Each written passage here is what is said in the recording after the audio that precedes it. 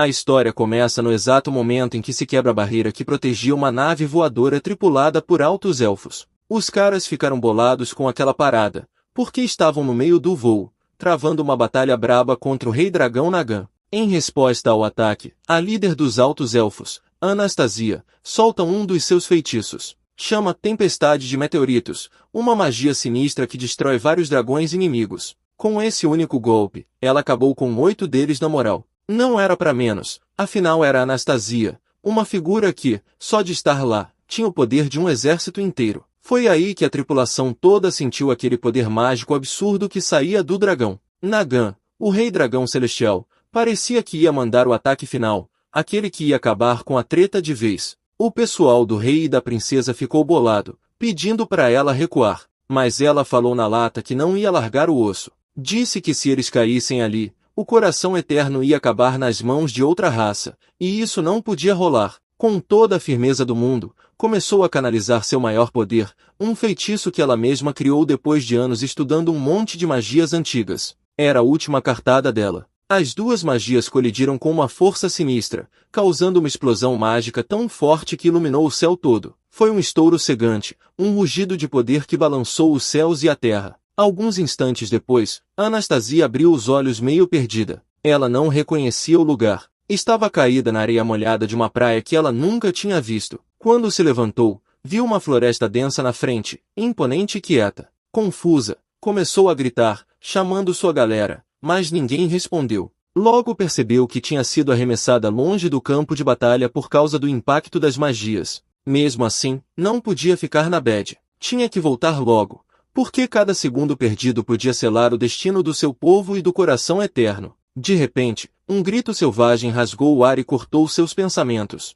Saiu dos matos um homem com um olhar feroz, tipo um predador caçando a presa. Anastasia deu um passo para trás, nervosa, e perguntou quem era, pedindo para ele não chegar perto. Mas o cara nem respondeu, só continuou vindo na moral. Ela tentou chamar sua magia, mas nada rolou. Nenhum brilho, nada. Sem pensar 2 vezes, virou as costas e saiu correndo, tentando desesperadamente lançar algum feitiço enquanto fugia. Atrás dela, o homem começou a persegui-la, soltando os gritos que gelavam o sangue. Eles correram assim por um tempo até que Anastasia chegou numa beirada de penhasco. Sem hesitar, se jogou no vazio, achando que podia voar, mas logo sacou que sua magia ainda não estava funcionando. Ela caiu, até que o selvagem agarrou seu pé e evitou a queda. Uma parte da roupa dela caiu e ela se apressou para cobrir, para não deixar ele ver demais. Foi aí que o cara falou pela primeira vez, pedindo ajuda. Disse que estava preso naquela ilha deserta fazia 1 semana e não conseguia sair. Anastasia ficou pasma. O selvagem falava mesmo. Depois que a treta acalmou, Anastasia comentou com um certo desprezo que o homem parecia ser só um humano comum, bem inferior. Mas, pensando bem na situação, ela resolveu deixar a arrogância de lado por enquanto. Com a pose elegante da sua linhagem, se apresentou como a 7ª princesa do Império Élfico, Anastasia Imperial, e explicou que tinha sido transportada para aquele lugar por causa de um choque mágico violento. Ela ainda falou que podia ajudar ele a sair da ilha, desde que ele desse informações precisas de onde eles estavam. O cara, meio sem paciência, pediu desculpa e falou que não tinha tempo para brincadeira. Disso ele notou que ela não era japonesa, apesar de falar o idioma muito bem. Aí, com uma cara de quem não acreditava, perguntou sobre os pais dela. Isso deixou Anastasia puta da vida, visivelmente alterada. Ela respondeu que o cara era um tremendo sem noção e que não tinha direito de perguntar do pai dela, que não era outro senão o imperador do Império Élfico. Falou também que alguém da condição baixa dele nem merecia falar o nome do pai dela. O homem ignorou e voltou a insistir, perguntando se ela tinha chegado de barco e, se sim, onde estava o barco. Anastasia entendeu que ele falava da nave-mãe, então falou na boa que por causa do choque mágico, a nave podia ter caído, mas que tinha certeza que ela não estava danificada. Ele, por sua vez, entendeu essa resposta como sinal do trauma que a garota tinha sofrido. Achou que tudo isso de magia e nave era uma fantasia dela para fugir da realidade, e achou isso muito triste. Movido por uma súbita onda de compaixão, ele pegou ela pelos ombros e falou firme que ela não era princesa nenhuma, só uma estudante do ensino médio. Disse que ele também não podia usar magia e que, mesmo que a vida fosse dura, se ela queria sobreviver naquela ilha, tinha que parar de fugir da realidade e encarar o que estava rolando. De cara, Anastasia se livrou do aperto com um tapa indignado e chamou ele de insolente por dizer que ela, a grande feiticeira, não podia usar magia. Mas naquele exato momento, ela lembrou que tinha tentado usar magia antes e não rolou nada. Meio na dúvida, esticou a mão para uma árvore perto dela e tentou lançar um feitiço básico, mas nada aconteceu. Tentou cura, vento gelado e até sua técnica tempestade de meteoros. Tudo deu ruim, sem exceção. Desesperada, usou o ataque mais forte dela, Nova Violeta, e nada rolou também. Enquanto isso, o cara ficou olhando ela em silêncio, convicto de que a situação dela era mais feia do que ele pensava. Anastasia começou a sacar a dimensão da parada. Ela, justamente ela, não podia usar magia. De repente, o homem gritou desesperado para ela tomar cuidado atrás. Ela virou rápido para ver o que era e ele avisou para sair correndo, dizendo que era o demônio escorregadio do sufoco. Ela olhou meio incrédula e respondeu que era só um slime, um bichinho mole e sem graça. Mas na mesma hora a criatura agarrou o braço dela, depois as pernas e finalmente envolveu o rosto dela. Enquanto ela tentava respirar, Anastasia percebeu que tinha sido pega de surpresa. O monstro não só imobilizou ela como começou a entrar pela boca dela, impedindo que ela respirasse. Ela estava presa e sem conseguir se mexer, e mesmo que um monstro desses normalmente não fosse ameaça, agora que ela não podia usar magia, tava foda. Tentando se salvar, ela estendeu os braços pro cara pedindo ajuda, mas ele, em vez de ajudar, saiu correndo para longe. Aquela cena despertou uma memória enterrada. Ela lembrou da mãe, uma mulher que ninguém curtia no castelo e que sempre foi fria com ela. E essa frieza, ela tinha pegado para si também. Mas tudo mudou no dia que ela mostrou seu talento mágico pela primeira vez. A menina tinha um poder raro, que só aparecia a cada 1000 anos, e surpreendeu geral. Desde então, ganhou o respeito do pai e a admiração de quem antes nem ligava para ela. Isso fez ela acreditar que tudo o que tinha na vida, relações, metas, conquistas, era por causa da magia. Ela achava que sem isso não tinha ninguém. Por isso, pensou que o cara tinha largado ela porque, sem magia, ela não valia mais nada. Mas enquanto ela afundava nessa bad e sentia a consciência sumindo, uma figura apareceu. Era o cara que, empunhando uma vara acesa, gritava alto e batia no slime uma porrada atrás da outra até que Anastasia conseguiu se soltar. Sem perder tempo, o cara agarrou ela pelos braços e saiu correndo, levando ela para longe daquele lugar. Quando já estavam numa boa distância, ele perguntou se ela tinha ficado surpresa. Ele contou que naquela ilha apareciam uns monstros bem estranhos, e que aquele aí em específico costumava pegar a galera desprevenida, tentando enrolar o rosto da pessoa para sufocar. O maluco sabia bem como o bicho agia porque ele mesmo tinha passado por isso no primeiro dia que chegou lá, por isso apelidou o bicho de demônio escorregadio da asfixia. Mas para Anastasia, aquilo ainda era só um slime simples. Mudando de assunto, ela perguntou por que ele tinha voltado para ajudar ela. Com a voz meio baixa, ele confessou que, por algum motivo, não conseguia usar magia. Enquanto uma lágrima quase escorria no canto do olho, ele falou que ajudar uma mina como ela não trazia nenhum benefício. O cara olhou para ela com um misto de pena, sem entender muito bem por que ela falava aquelas paradas. Respondeu na lata que não ligava quem ela era, nem nada disso.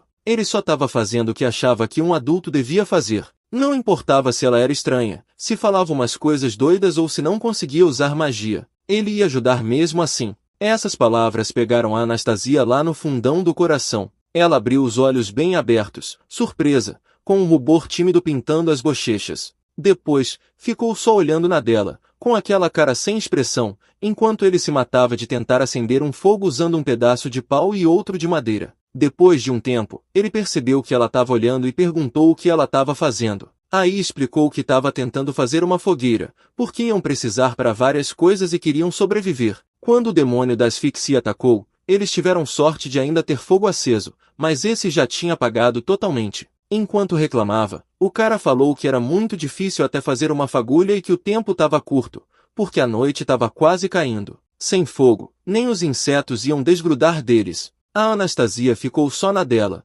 pensando que era mó palhaçada ver aquele maluco tentando acender fogo daquele jeito tão pré-histórico. Ela sabia, ou pelo menos já tinha ouvido falar, que os humanos estavam bem atrasados em magia comparados com os elfos, mas nunca imaginou que fossem tão fracotes assim. Ficou pensando nisso enquanto olhava o rosto suado e focado do cara. Foi aí que ela sentiu uma fisgada no peito. Soltou um gemidinho e o cara logo se virou preocupado, perguntando se ela estava bem. Ela gaguejou, meio vermelha, dizendo que não era nada. Mas por dentro, não conseguia parar de pensar no que estava rolando no coração dela desde que ele tinha salvo ela. Decidiu que assim que voltasse pro navio ia pedir para dar uma olhada nela rapidinho. Enquanto isso, ficou de olho no cara, vendo ele se esforçar para fazer fogo. Se perguntava quanto tempo mais ele ia ficar naquela labuta, quando dava para resolver aquilo com um feitiço simples. Aí ela começou a pensar por que diabos não conseguia usar magia. Será que era por causa do corpo dela ou tinha outro motivo? Foi aí que uma luz acendeu na cabeça dela. Fechou os olhos e focou.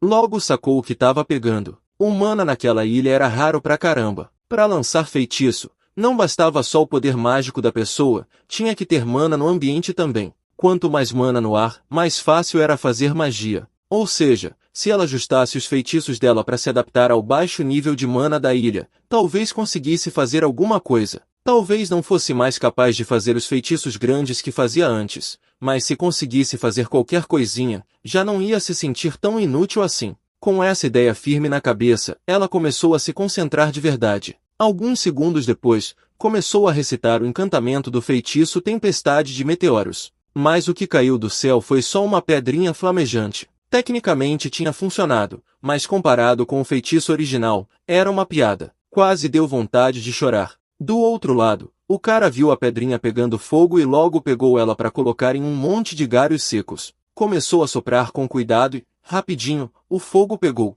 Logo a fogueira estava estalando na frente deles. Com um sorriso enorme de satisfação, o cara agradeceu com entusiasmo. Disse que graças a ela eles tinham conseguido fazer fogo e que, pelo jeito, o que ela falou sobre magia ser real era verdade. Ela, ao ouvir o elogio e ver a expressão sincera dele, abriu os olhos arregalados e não conseguiu segurar o rubor no rosto. Pouco depois, enquanto a fogueira estalava no silêncio da noite, ela, ainda tentando disfarçar a vergonha, olhou de canto e perguntou com orgulho se ele tinha visto a magia magnífica dela. Ele sorriu e, num tom de zoeira, pediu desculpas por ter tratado ela como se estivesse maluca. Admitiu que nunca tinha imaginado que magia existisse mesmo e que era a primeira vez que via uma parada dessas. Tava claramente impressionado. Depois, sem hesitar, elogiou ela, dizendo que era uma pessoa incrível e que devia ter umas habilidades fora do comum. Com alguém assim do lado, ele sentia que podiam passar por qualquer dificuldade que aparecesse. Diante dessas palavras sinceras, ela fechou um pouco os lábios, desviou o olhar e murmurou com um tom meio convencido, mesmo vermelha,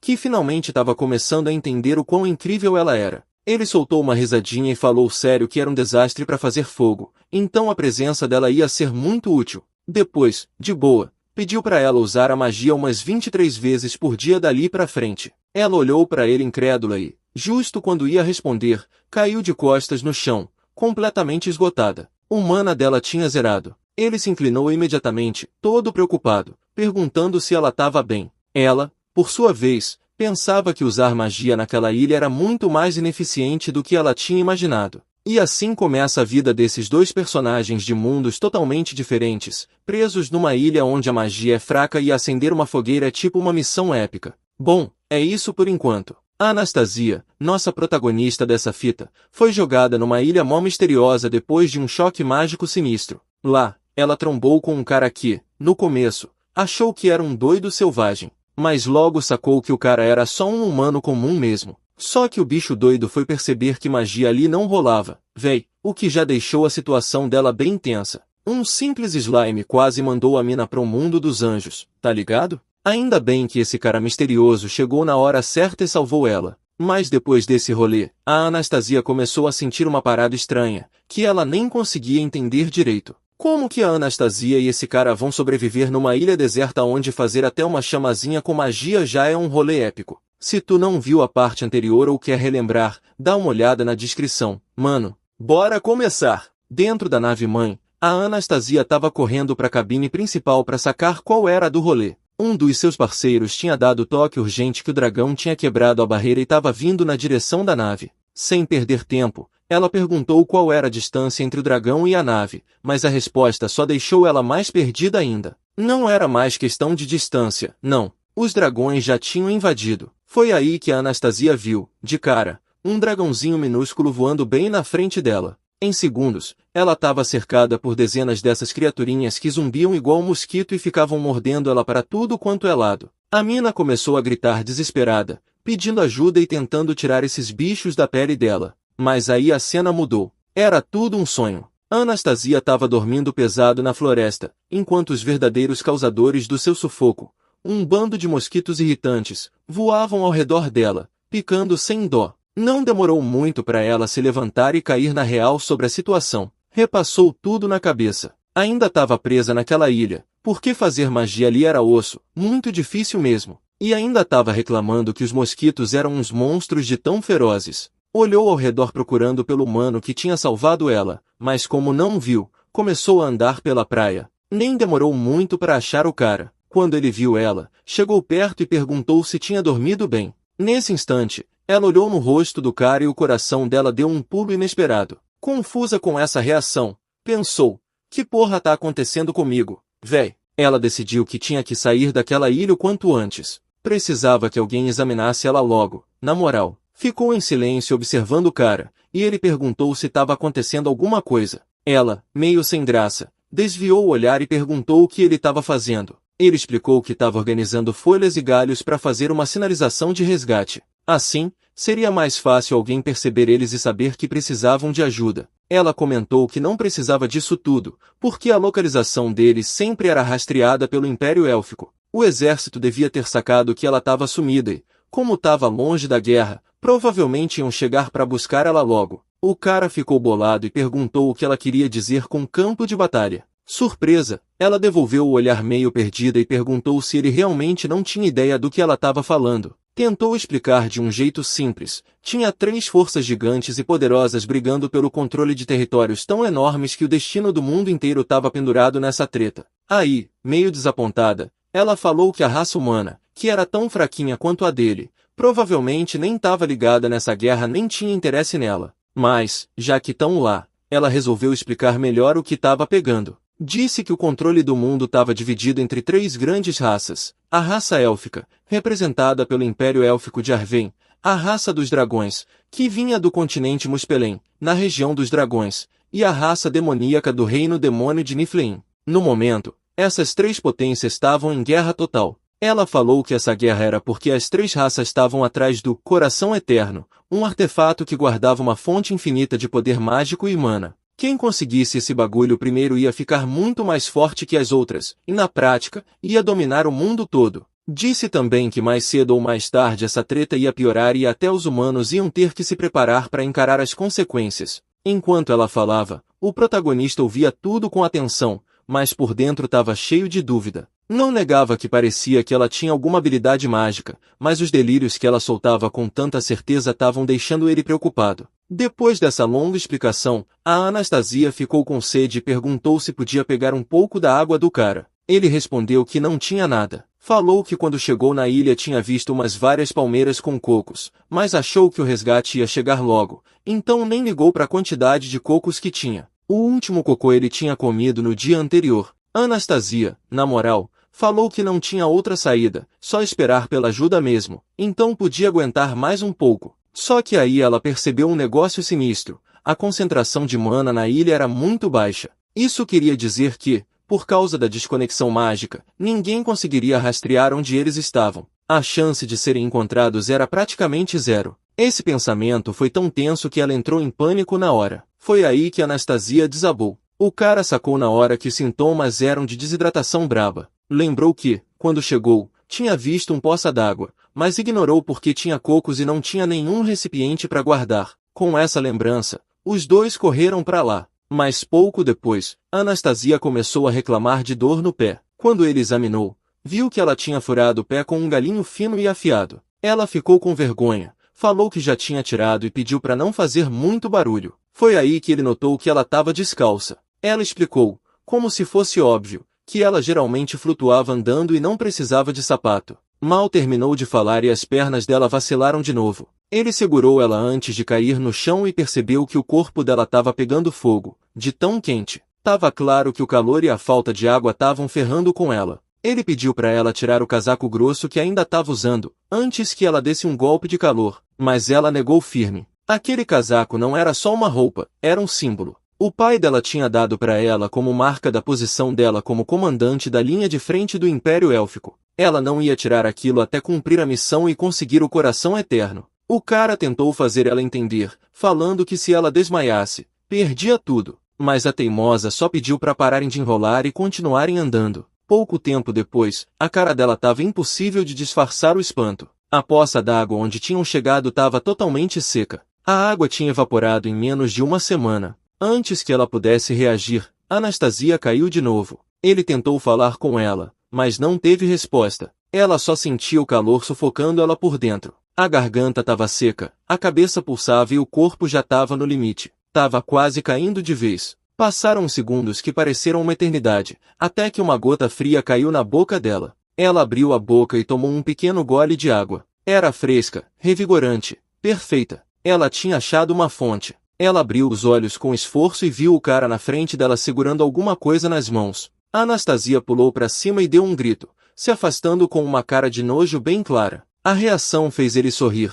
aliviado de ver que ela estava com energia de novo. Sem perder a calma, ele comentou que pelo menos aquilo era um sinal bom, já não parecia mais que ela estava à beira do colapso. Ela, gaguejando e desesperada, exigiu saber que porra ele tinha feito ela beber. Ele só levantou um pedaço de pano molhado e falou que era água. A água tinha se infiltrado no lugar onde antes estava a poça até achar um pouco de terra úmida. Depois, ele usou o pano como um filtro para tirar o líquido, espremendo ele aos poucos. Ele explicou que esse método ajudava a filtrar as impurezas, tipo terra ou areia, deixando a água própria para beber. A Anastasia ficou em silêncio, visivelmente surpresa. Apesar do jeitão meio bruto, o método era eficiente, e ela achou mó doideira alguém como ele manjar dessas paradas. Ele só disse que se cavassem mais fundo, provavelmente iam achar mais água, mas que, por causa da situação sinistra em que estavam, não teve tempo de arrumar algo melhor, só agiu no instinto mesmo. Com isso, ela ficou meio sem jeito,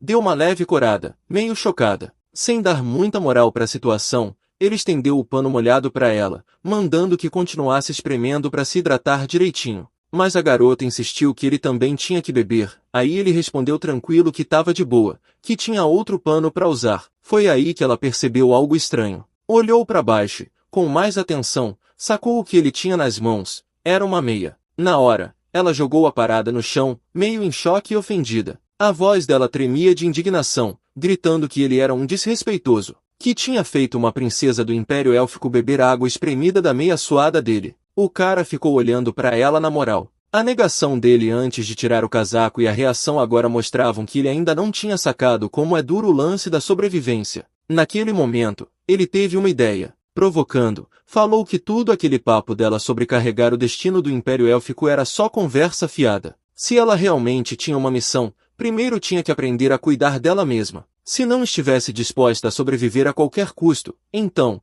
como tinha dito, tudo não passava de palavras vazias. Ela ouviu aquilo e concordou. Na situação deles, o único jeito que fazia sentido era voltar viva. Mesmo tendo uma missão importante, ela tinha priorizado o orgulho, mesmo carregando o peso do império que o pai tinha confiado a ela. Por isso, naquele instante, decidida, ela tirou o casaco, pegou a meia de novo e espremeu direto na boca. Mesmo lembrando dos pés do cara, ela fez rapidinho, com decisão, e passou a meia de volta para ele, dizendo que precisava de um pouco mais. Enquanto espremia uma meia atrás da outra, ela pensava que não ia desistir, que ia sobreviver ali, mesmo que tivesse que beber água espremida da terra usando a meia fedida de um humano. Pouco depois, eles conseguiram tirar um pouco de água da terra e encher algumas garrafas. Não era muito, mas dava para durar pelo menos 3 dias, e isso numa boa, controlando. A Anastasia ficou preocupada, mas o cara falou que não tinha estresse, que existiam outros jeitos de conseguir água. Mudando de assunto, ela perguntou como ele tinha arrumado tantas garrafas, e ele disse que, se ela falava das garrafas plásticas, tinha pegado tudo na praia, porque o mar jogava muita porcaria. A Anastasia ouviu aquilo e não pôde evitar pensar que ele estava usando lixo, mas logo comentou que, mesmo não sendo muito higiênico, naquele momento não dava para ser frescura. Foi quando, no meio da conversa, um ronco de barriga alto rolou pelo lugar. Ela ficou sem graça, e ele disse que estava na mesma, que não comia nada desde ontem e estava morrendo de fome. Com o sol quase se pondo, eles começaram a procurar alguma coisa para comer. Depois de andar um pouco, Anastasia percebeu que nem tinha perguntado o nome do cara. Ele disse que tinha esquecido de se apresentar. Se apresentou como Shion Tendaiko, professor de ensino médio em Tóquio, e falou que era um prazer conhecer ela. Ela, ignorando o fato de nunca ter ouvido falar daquele lugar, perguntou que tipo de coisa ele ensinava e se tinha a ver com magia. Ele negou, falou que era só professor de línguas mesmo. Meio decepcionada, ela perguntou se isso tinha a ver com a habilidade dele em sobrevivência. Ele negou de novo, explicando que não era experiente não, só curtiu o assunto, via vídeo, lia uns livros sobre. Nunca tinha passado por um perrengue de sobrevivência até ali. Era só um cara comum que de vez em quando ia acampar. A Anastasia achou aquilo incrível. E foi aí que ele falou que ela nem precisava se preocupar com isso, que se rolasse alguma coisa, como adulto, era a responsabilidade dele cuidar dela, e que eles iam sair dali vivos. Quando ouviu isso, o coração dela bateu forte, e ela começou a reclamar baixinho, sem entender o que estava rolando com o coração. Sentia cada vez mais urgente a necessidade de voltar para a nave e ser examinada por um médico. Enquanto isso, o Shion só olhava meio confuso. Depois dessa troca, continuaram andando. Shion achou umas pedras grandes e começou a fuçar entre elas. Pouco depois, mostrou uma coisa para Anastasia, dizendo animado que aquilo seria o jantar deles. Ao ver que era um caracol e o que tinha dentro dele, Anastasia sentiu um arrepio de nojo e perguntou se ele realmente queria comer aquela coisa. Com calma, ele explicou que parecia um caracol da terra, mas na real era um caracol do mar, um molusco, tipo frutos do mar. Irritada, ela perguntou o que diabos ele estava pensando, se do lado tinha o mar e dava para pegar peixe ou coisa melhor. Ele respondeu que para pescar precisavam de equipamento, que eles não tinham. Os caracóis do mar eram nutritivos, fáceis de pegar e uma boa opção para recuperar energia antes de tentar algo mais pesado. Foi quando Anastasia, meio impulsiva e querendo sair da situação, falou que podia pescar fácil. Ela era a 7ª princesa imperial, lembra? Falou que conseguia pegar peixe usando água, e foi direto pro mar. Quando viu usou a magia dela para envolver o bicho num redemoinho e puxar ele para fora da água. A técnica mágica dela, prisão hidro, surpreendeu o Shion, e ela logo pediu para ele pegar o peixe, porque ele não aguentava muito tempo preso assim. Ele se jogou no redemoinho para pegar o peixe, mas antes de alcançar, o redemoinho explodiu na cara dele e o peixe escapou. Enquanto via o peixe indo embora, ele murmurou que a água tinha explodido na cara dele. Foi aí que viu a Anastasia boiando na água. Desmaiada, ele puxou ela para a margem e começou a dar uns tapinhas nas costas dela para ela cuspir a água que tinha engolido. Depois de se recuperar na base do sufoco, a barriga dela ronrou alto e ela reclamou mais ainda. Já estava com fome antes, mas usar toda aquela magia tinha acabado com a energia dela. Foi quando Shion mandou ela olhar para frente. Naquelas pedras na frente deles tinha um monte de caracóis felizes. Ele falou que iam coletar e fazer um banquete. E ainda agradeceu ela, porque graças ao feitiço dela, acharam os caracóis. A notícia foi boa, pelo menos pro Shion. Pouco depois, ele quebrava as cascas com uma pedra e tirava as larvas de dentro. Depois lavava com água antes de colocar na boca, falando que o gosto combinava com saquê. Ele ofereceu uma para Anastasia, que pegou meio desconfiada. Ao morder, ele perguntou se estava gostoso e foi aí que ela vomitou. Para ela, aquilo era nojento demais. Disse que era gosmento, cheirava a terra e tinha gosto de peixe cru. Ela não entendia como alguém podia comer uma parada dessas. Surpreso, ele perguntou se ela nunca tinha comido frutos do mar, e ela respondeu que já tinha provado peixe antes, mas que, como alta elfa, a cultura dela era mais na vibe das frutas, macarrão e comida ligada à terra. Carne eles quase nem consumiam, e ela, particularmente, não curtia muito. Preferia mesmo eram os vegetais e as frutas. O Shoen sacou que para alguém como ela, comer algo tão cru e direto devia ser uma experiência meio pesada, ainda mais considerando que ela tinha usado magia e dava para ver que estava visivelmente debilitada. Além disso, já era noite e não dava para sair caçar comida só com uma tocha na mão. Enquanto ele pensava no que fazer, olhando ao redor meio desesperado, ele percebeu que tinha um cocô ali por perto. Rapidinho fez um furo nele, depois de enfiar um palitinho de bambu, ofereceu para Anastasia beber. Ela experimentou e, toda animada, comentou que estava delicioso. Falou que a doçura era refrescante pra caramba e que o líquido deslizava natural na boca. O sabor era leve, mas com um aroma único que dava para sentir fácil. O Shen ficou feliz de ver ela falando com tanto ânimo. Pelo visto, ela tinha curtido mesmo. Daí, meio curioso, ele perguntou se ela já tinha experimentado cocô antes. Ela negou. Só tinha ouvido falar, mas nunca tinha provado. Explicou que, Por ser de uma família nobre e pelo papel que ela tinha no destino do império, quase nunca tinha saído do palácio. A maior parte do tempo dela era para estudar magia ou se perder em livros antigos. Isso fez o cara ficar em silêncio um instante, como se algo tivesse passando na cabeça dele. Depois, sorrindo, disse que quando eles conseguissem sair daquela ilha, ele ia mostrar um monte de coisas novas para ela, sabores, lugares, experiências que valiam a pena conhecer. Ela desviou o olhar e falou que, por ser da realeza, não poderia acompanhar ele quando voltassem. Além disso, o mundo dela ainda estava em guerra e ninguém sabia como ia acabar essa parada toda. Perguntou como ele conseguia falar tão tranquilo numa situação tão incerta, mas logo depois, num tom mais suave e meio tsundere, aquela mistura de implicância com carinho, falou que talvez não fosse para perder a esperança. E bem nessa hora, um ronco estomacal quebrou o silêncio. O cocô tinha sido refrescante, sim, mas era só líquido. E, além de um pouco de polpa, não tinha dado nada que realmente aliviasse a fome. Enquanto ela ficava pensando em silêncio no que mais poderia comer, de repente uma ideia bateu na cabeça dele. Virou para a companheira e perguntou se ela conhecia tapioca. Ela, meio confusa, balançou a cabeça negativamente e devolveu a pergunta. Então ele explicou animado que era uma bebida super popular entre os jovens, com bolinhas mastigáveis feitas de tapioca que se misturavam com chá ou leite. Era doce e divertido de tomar. Inspirado na lembrança, ele comentou que talvez pudessem fazer algo parecido com o que tinham ali na mão. A proposta dele era colocar uns mariscos dentro do cocô. Segundo ele, isso poderia deixar o sabor mais aceitável para ela. Enquanto ele falava com um mix de seriedade e empolgação, ela o olhava incrédula, pensando no que aquele humano estava viajando. Sem deixar ela recusar muito tempo, ele largou um dos caracóis pequenos dentro do cocô e ofereceu a mistura. Ela olhou desconfiada, mas pegou o cocô meio que resignada. Hesitou um pouco, levou o cocô à boca e, quando deu o primeiro gole, reagiu na hora. Não foi uma reação de surpresa boa. A cara dela dizia tudo. Ainda era tão nojento quanto antes. Ela falou que a doçura do cocô até conseguiu disfarçar um pouco, só um tiquinho, o gosto ruim da carne do caracol. Mesmo assim, continuava desagradável, mas dava para tolerar um pouco melhor. Com isso em mente, o cara logo jogou mais caracóis na bebida, e ela aceitou na boa, sem reclamar. Pouco depois, ela comentou que não dava para dizer que estava satisfeita,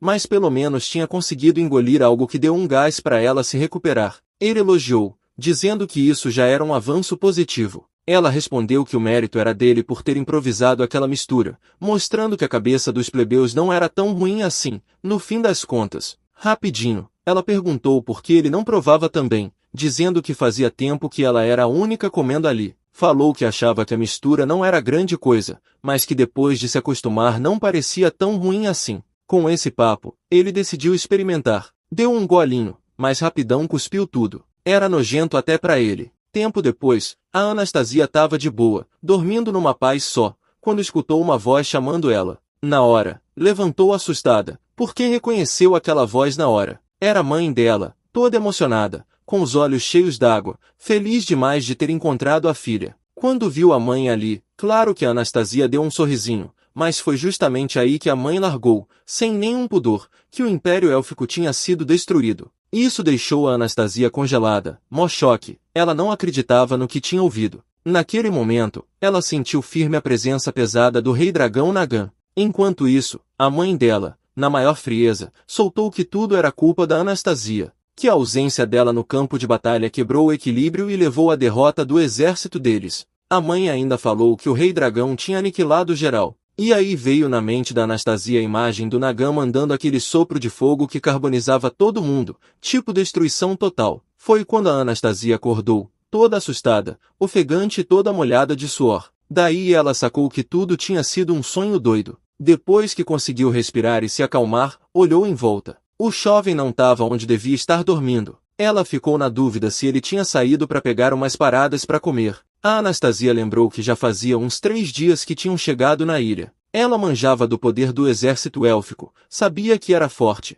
mas também sacava que sem ela no meio da batalha, o Nagan podia dar as cartas. Não era um inimigo que eles conseguissem vencer sozinhos. Com aquela urgência de achar um jeito de sair da ilha logo, ela se levantou e entrou na mata para procurar o Shouden. Seguiu os galhos quebrados e uns caminhos que pareciam marcados pelo próprio Shouden. Não demorou e chegou perto de um arbusto de onde vinham vozes, mas nenhuma era a do Shouden. Isso a deixou bolada, porque era para ser só eles dois na ilha. Aí, algo acendeu o rosto do Shouden. Imagens flutuavam na frente dele. A Anastasia ficou se perguntando o que era aquilo. Magia? Será que ele tinha passado a perna nela? Diziam que aquele humano não sabia mexer com nenhum tipo de feitiço. Preocupada, ela começou a se afastar. A dúvida foi crescendo dentro dela. Será que tudo fazia parte de um plano? Será que ele tinha feito isso para deixar ela desavisada e prender ela nessa ilha? Para Anastasia, a conclusão foi na lata. O Shouden estava do lado do inimigo. Decidida, saiu correndo para tentar falar com os aliados. Quando olhou para trás, viu que o Shouden estava atrás dela.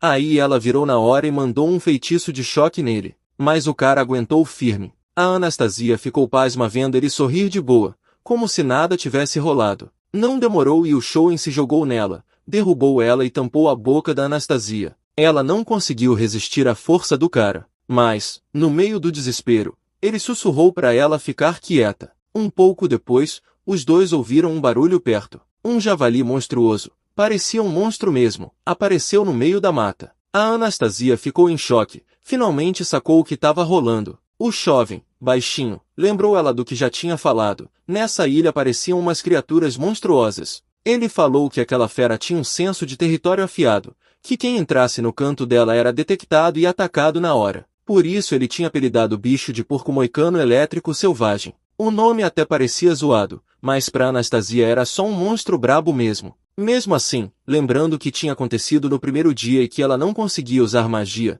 ela decidiu não vacilar nem subestimar o bicho. Enquanto tentavam sair na maciota do território do javali, um graveto seco estalou no chão. O barulho avisou o bicho, que logo começou a correr atrás deles querendo atropelar. Sem perder tempo, o Shouden pegou a Anastasia no colo e pulou numa ribanceira, protegendo ela na queda. Pouco depois, a Anastasia se levantou, ainda com medo, e perguntou pro Shen se estava tudo certo. Ele, meio cansado, respondeu que sim, mas que o mais importante era saber como ela estava. Ela contou que pular da ribanceira foi o último recurso, uma jogada desesperada para sobreviver, mas que no fim tinham conseguido. Já de pé, começaram a andar. O Shouden ficou observando ela em silêncio por um tempo, depois falou que eles já estavam salvos. Aí a Anastasia parou, olhou para ele séria, estendeu a mão e encarou. Falou que era mó sacanagem ele ter enganado ela daquele jeito, que queria saber quem ele realmente era e o que tinha feito para impedir ela de usar magia. O cara ficou confuso e perguntou do que ela estava falando, dizendo que não tinha enganado ela. Mas ela não comprou essa. Gritou para ele não bancar o bobo, porque tinha visto ele há pouco tempo. Prisões com prisioneiros dentro de um cubo de luz. Uma técnica que ela conhecia bem, magia avançada chamada Radien de Kokube. O Shoden então mostrou o celular e perguntou se era aquilo que ela estava falando. Quando viu o celular, a Anastasia disparou que sim, era exatamente aquilo. Uma prisão tão pequena e apertada só podia ser magia avançada. Mesmo notando que o formato era meio diferente, o Shen percebeu que a Anastasia não sabia o que era um smartphone. Aí explicou que era um dispositivo para comunicação, embora naquela ilha não funcionasse direito. Ele ainda falou que, além de servir para falar com a galera, dava para mostrar vídeos, tirar fotos e outras paradas. Mostrou um vídeo e ela ficou boquiaberta vendo as imagens. Perguntou como ele tinha feito aquilo com magia. O Shoden explicou que não era magia, era tecnologia, mas confessou que não sabia explicar direito. Depois de entender a situação, o rosto da Anastasia ficou sombrio. Ela falou que era uma inútil, que não tinha chegado nem perto do que o pai dela esperava. Não conseguia sair da ilha e só restava esperar alguém resgatar ela. Admitiu que lá não tinha feito nada, que a ansiedade tinha tomado conta, fazendo ela imaginar coisas que não eram reais, o que fez ela desconfiar de tudo e arrumar treta. Até o Shoden tinha se machucado por causa dela. Chorando, repetiu que não servia para nada, era uma inútil total. Foi aí que o Shouden levantou a voz e gritou que isso não era verdade. Contou que tinha descoberto algo que só a Anastasia podia fazer. Lembrou ela que, como já tinha dito, o smartphone era multifuncional, com bússola, lanterna e outras ferramentas que ajudavam na sobrevivência. Mas também disse que a bateria não era infinita, que ia acabar cedo ou tarde, então ele estava tentando economizar ao máximo. Explicou que quando ela usou o feitiço elétrico, o celular até pegou uma carga pequena.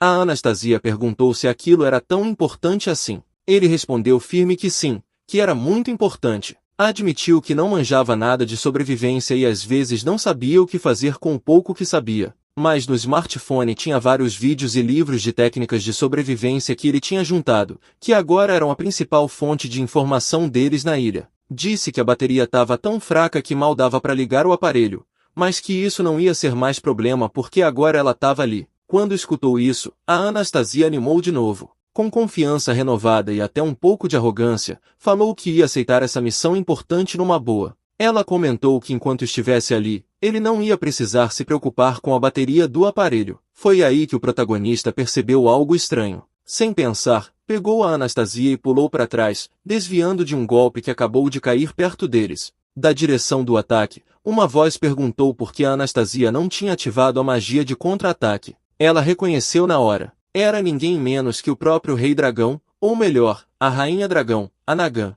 A Anastasia ficou paralisada de surpresa vendo a Nagan na frente dela, enquanto o Shoin, meio perdido, pensava, quem diabos é essa mina e por que tá desse jeito? Sem desviar o olhar, ele perguntou para Anastasia o que estava rolando. Ela explicou com a voz tensa que aquela figura era a líder dos dragões, a mais poderosa de toda a raça. A raça dos dragões era uma força respeitada, capaz de rivalizar com o Império Élfico. Para Anastasia não tinha dúvida, a pior inimiga dela estava ali, cara a cara. Já o Shoin só conseguiu pensar que parecia que mais uma doida tinha acabado de chegar na ilha. Deixando de lado o fato de que a Nagan apareceu do nada na ilha, o Shoden não conseguiu segurar a curiosidade e perguntou o que diabos ela estava fazendo ali. A Anastasia explicou que os dragões podiam usar um feitiço chamado transformação, que deixava eles numa forma gigante ou quase perfeita de humanos. Por isso, durante as lutas, eles geralmente se livravam das roupas ou só ficavam com uma capa por cima. Para Shoin, isso soava mais como alguma tribo de nudistas ou coisa parecida.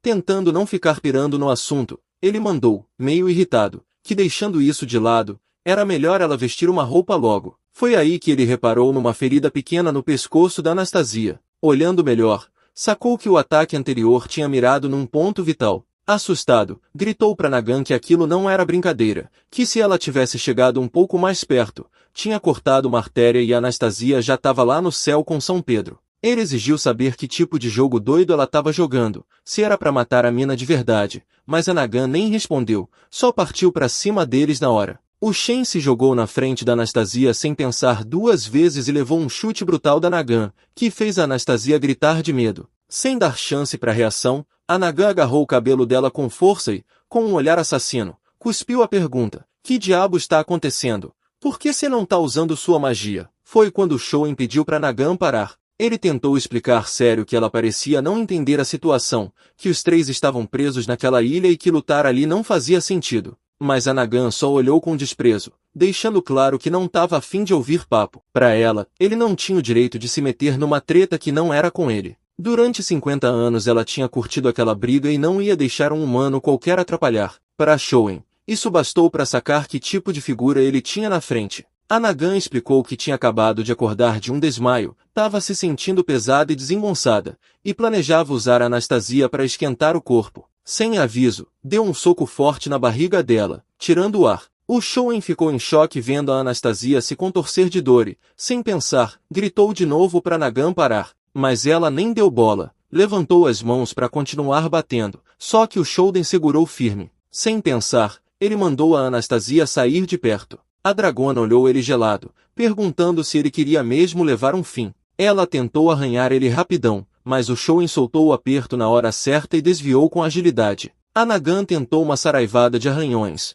mas ele desviou de todas com uma precisão quase instintiva, até achar uma brecha e desferir um soco forte na barriga dela. O impacto fez ela recuar, e pela primeira vez em muito tempo, a Nagan sentiu uma humilhação profunda, tinha levado um soco de um humano simples. A Anastasia olhava incrédula, sem acreditar no que via, um humano enfrentando a rainha dos dragões de igual para igual. Na cabeça dela só rodava a mesma pergunta. Que porra de gente é esse Shoin? Sem conseguir se segurar, perguntou alto. Ele, meio de boas, respondeu que era só um professor de ensino médio, mas que a escola onde trabalhava não era qualquer uma. Era uma instituição que juntava os alunos mais problemáticos e violentos do Japão, um lugar que parecia ter saído de um mundo pós-apocalíptico, sem regra nem lei, onde só a força mandava. Até os professores tinham que meter a mão na massa para controlar os alunos, e ele mesmo já tinha enfrentado os brutamontes só no braço. Se fosse para definir em poucas palavras, diria que aquela escola era um verdadeiro caos.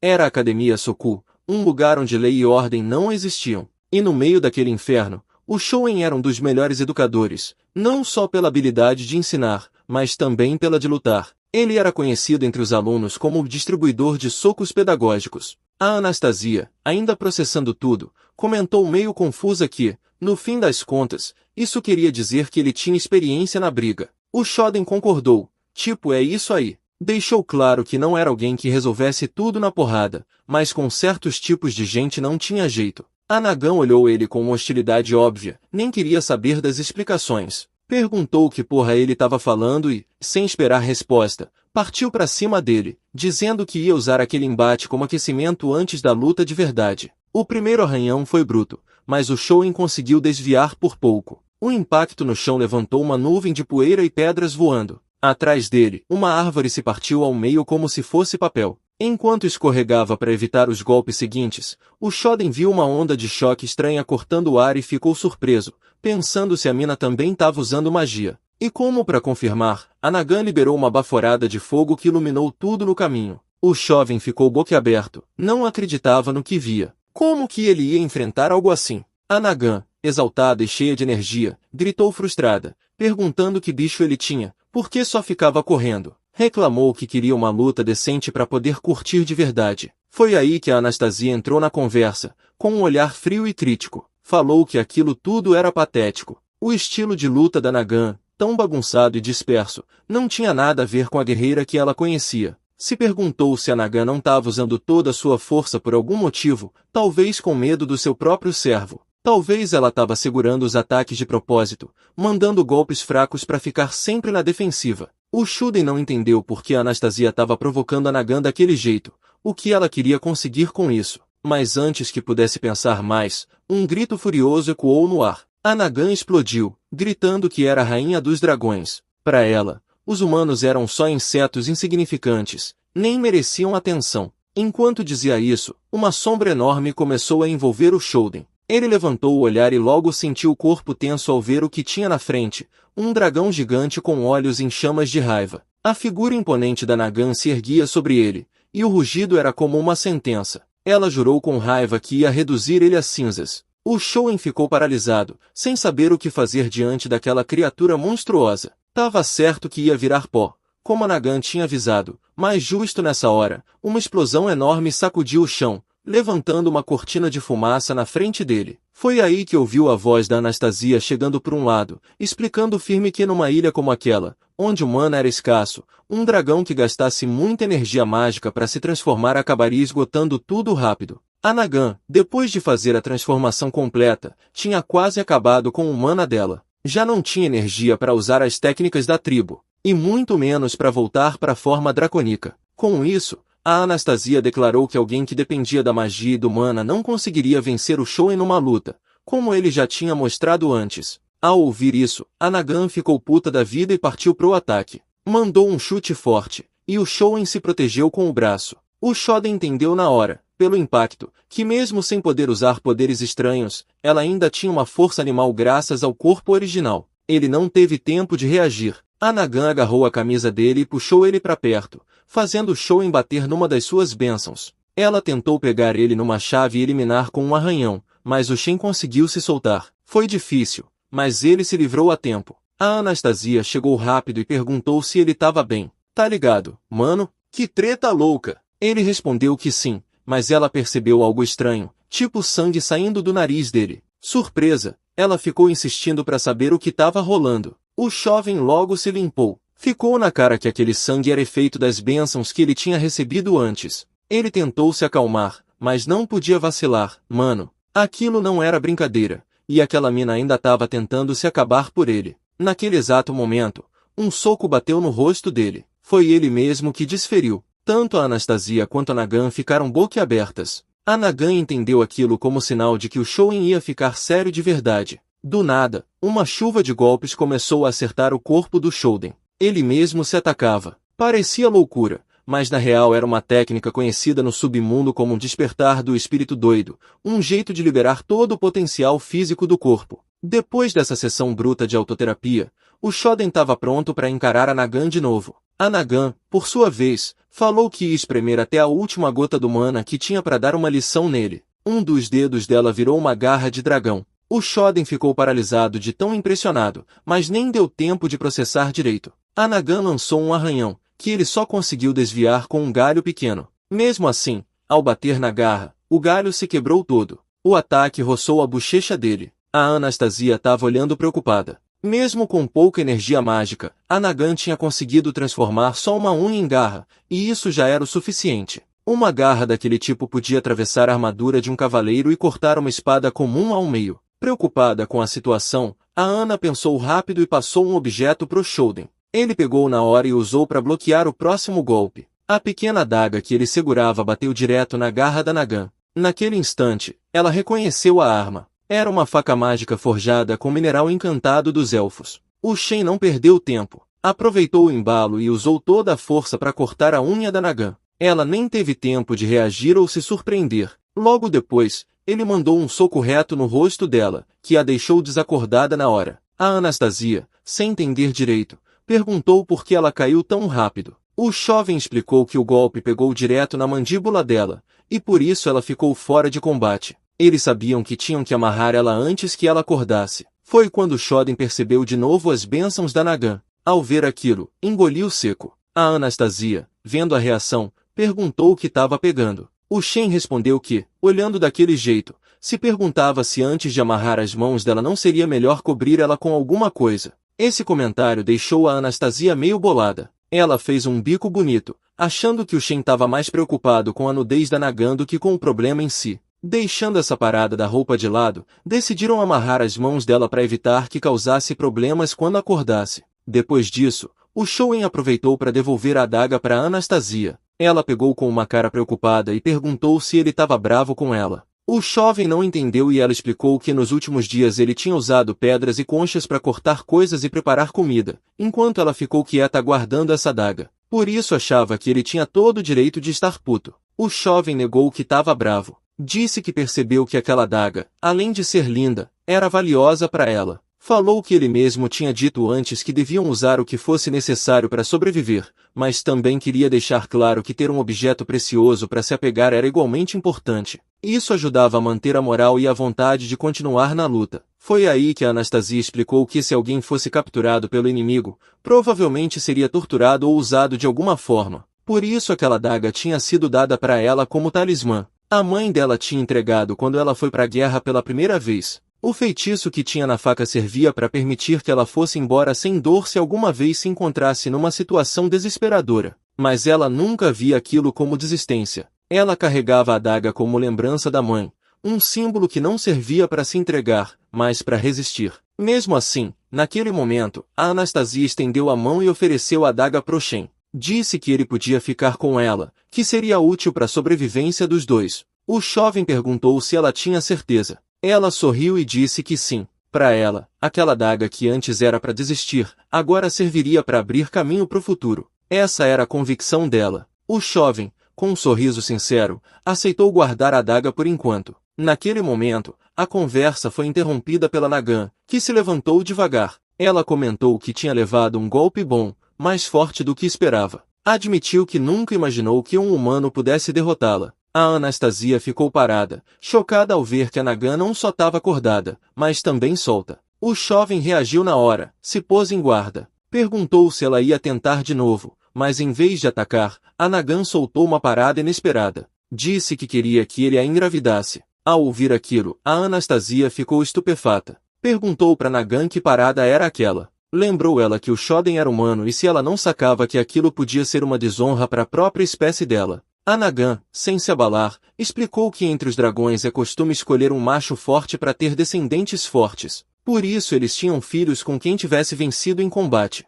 Até então ninguém tinha conseguido derrotar ela. Mas isso mudou. Por isso ela pediu pro Shoen comemorar porque ele ganhou o direito de engravidá-la. Falou para eles não perderem tempo e fazer isso logo. O Shoden, sem entender direito, perguntou se ela estava tentando forçar ele. A Anastasia deu um suspiro de alívio, até que viu o Shen pensativo, considerando sério umas paradas tipo natalidade, custo de criar filho, crescimento da população no Japão e outras coisas. Ela ficou de boca aberta. Pelo visto, o cara tava mesmo pensando na proposta. Foi aí que a Nagan, em postura de combate, explicou que ele tava interpretando errado. Ela não tava pedindo, tava dando uma ordem. E se ele não obedecesse, ela faria na marrã. A Anastasia ficou chocada, perguntando se ela tinha a mesma intenção de forçar o Shen, enquanto ele, ainda mais perdido, sangrava pelo nariz. Mas justo naquela hora, a Nagan cambaleou, baixou a guarda e disse que não estava se sentindo 100% naquele dia, então deixaria para outra hora. Se despediu dizendo que logo eles iam lutar de novo e avisou a Anastasia para ficar ligada. A Ana perguntou para onde ela ia. A Nagan, já se afastando, respondeu sem olhar para trás, estava com fome e ia caçar algo para comer. Enquanto a Nagan se afastava, o jovem chamou ela para esperar. Perguntou se ela não queria se juntar com eles. Essa ideia surpreendeu tanto a Anastasia quanto a própria Nagan. O Shoen continuou calmo. Disse que sabia que tinha algo pendente entre ela e a Anastasia, mas que o momento não era para tretas pessoais. Juntar forças, falou, ia aumentar as chances deles sobreviverem, porque podiam se ajudar. A Nagan olhou ele com frieza. Disse que ela, a Rainha Dragão, não tinha intenção de viver com humanos, que ela não aguentava essa camaradagem falsa deles. A Anastasia, por sua vez, ficou presa nos pensamentos. Nunca teria imaginado que a Nagan, a própria Nagan, fosse acabar naquela ilha do mesmo jeito que ela. E mesmo assim, ali estavam elas. Além disso, pelo que tinha visto na última luta, a Nagan estava muito melhor que ela no uso da magia. Isso deixou a Ana preocupada. Se a Nagan recuperasse parte do poder mágico dela, o que ia rolar? Ia atacar eles de novo? E como iam se defender de um inimigo ainda mais forte? Foi aí que o Shoen cortou os pensamentos da Anastasia, lembrando que eles tinham que voltar pro acampamento. Chegando lá, ele falou que tinha que cuidar das feridas. Pegou um pedaço de pano e jogou água potável em cima. A Anastasia ficou de cara, perguntou se não era mó vacilo gastar água potável para limpar uma ferida tão simples assim. O Shen falou que sim, que a água era valiosa, mas que pior mesmo era se ela pegasse uma infecção. Ele lembrou que estavam presos numa ilha sem médico e que, nessas condições, até um machucado pequeno podia virar treta. O melhor era prevenir, né? A Ana pegou o pano que o Shoen entregou, mas ficou olhando sem saber o que fazer. Vendo isso, ele perguntou se ela não manjava limpar ferida. Ela negou na hora, explicou que sempre usava magia para essas paradas e nunca aprendeu um jeito tradicional, tipo, não sabia limpar ferida sem magia. Aí o Shen pediu o pano e se garantiu. Começou a limpar a ferida no pescoço dela. No começo, a Ana reclamou achando que ia queimar, mas sentiu só um formigamento leve. Aí, do nada, o Shen mandou um spray sem avisar. A Ana gritou porque ardia pra caramba. Ele explicou que era um desinfetante, que arde mesmo, mas era o melhor que eles tinham. Ela entendeu o corre, sabia que ele não queria fazer mal e perdoou. Mas aí, o mais sinistro, ela perguntou por que ele tinha trazido a unha que cortou da Nagan. O Shoen tirou da mochila meio empolgado, falou que aquela garra era forte para cortar troncos e pensava em fazer uma ferramenta com ela. A Ana ficou meio bolada com a ideia da galera pegando unha dos outros assim, mas pediu para dar uma olhada. Segurando a garra e analisando, ela explicou que as garras dos dragões normalmente eram tão fortes que cortavam aço, até armas de minerais mágicos não davam conta fácil. O fato da garra ter sido cortada tão de boa mostrava que a Nagan, no fim, era tipo ela mesma, tava meio fraca nessa ilha. Para explicar melhor, a Ana contou que as raças nascem com tipos diferentes de magia.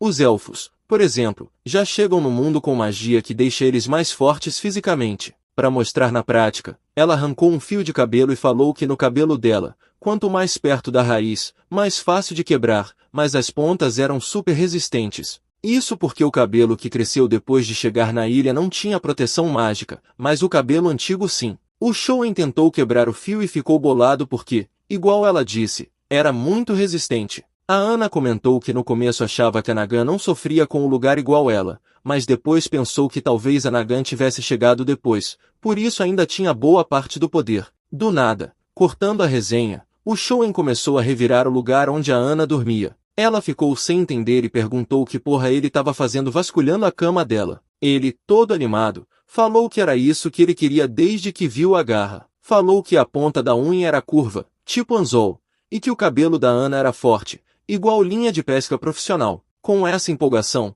falou que ia pra praia tentar pescar, deixando a Ana mega confusa de como que ele ia usar unha e cabelo para isso. Logo depois, o Shonen jogou o anzol improvisado no mar com força, enquanto a Ana ficava lá, pensativa. Aí, animada, perguntou se ele realmente queria recrutar a Nagan pro grupo. O Shonen olhou e falou que sabia que ela tinha ouvido falar que elfos e dragões estavam em guerra, mas depois de ouvir a conversa da Ana com a Nagan, viu que a rivalidade delas era mais que só guerra de raça. A Ana fez uma cara de mancada com o comentário, falou que ela e a Nagan, como princesas guerreiras top das clãs, vinham duelando por motivos políticos há 50 anos, mas como eram muito parecidas em força, ninguém tinha ganhado. Ela confessou que não curtia brigar, mas a Nagan era diferente, parecia amar a ideia de ter alguém que pudesse enfrentar ela. Desde o primeiro duelo, a Nagan ficava atrás dela, querendo desafiar sempre. Em resumo, era meio viciada em luta. O Shonen ouviu tudo, mas estava mais interessado em outra coisa que tinha escutado.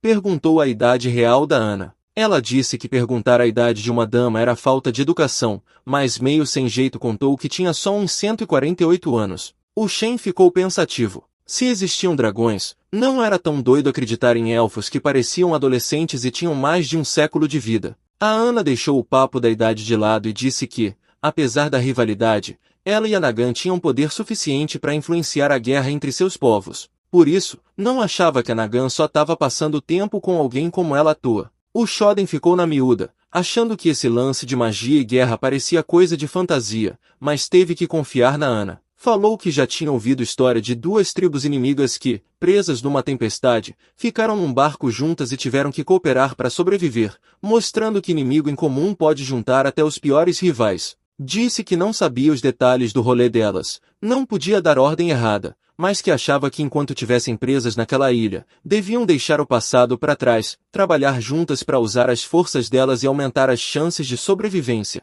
Para ilustrar, na hora o fio de pesca esticou, ele deu um puxão forte e tirou um peixe do mar, deixando a Ana passada. Ele sorriu e falou que graças àquela ferramenta improvisada feita com a unha da Nagan e o cabelo da Ana, tinham conseguido um resultado real. Mais tarde, a Ana comeu o peixe toda animada. O Shonen ofereceu um caramujo, mas ela negou. Tava começando a ficar mais seletiva com o rango. Naquela tarde mesmo, os dois caminharam pela praia pegando tudo que podia ajudar eles. No dia seguinte, andando pela costa, comentavam que tinham achado várias coisas interessantes no dia anterior. E, embora o peixe pescado não fosse grande, tinha sido a primeira refeição decente depois de vários dias na ilha. Enquanto iam para a pesca, conversando animado sobre pegar mais peixes, o Shonen parou de repente. Algo entre as pedras chamou a atenção dele. Lá, jogada no chão, tava a Nagan. E é isso por agora. Valeu por assistir esse vídeo.